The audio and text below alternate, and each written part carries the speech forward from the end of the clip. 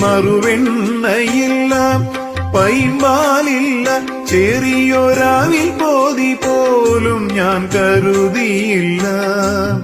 എന്നിട്ടും നീ അരികെ വന്നതും എന്നെ വാരിപ്പുണർന്നതും അറിഞ്ഞില്ല. എന്നിട്ടും നീ അരികെ വന്നതും എന്നെ വാരിപ്പുണർന്നതും അറിഞ്ഞില്ല.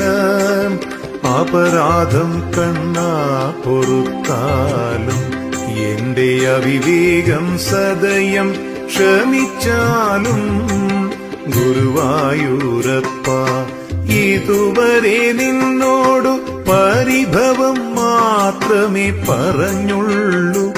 എന്റെ പരിതാപം മാത്രമേ പറഞ്ഞുള്ളൂ.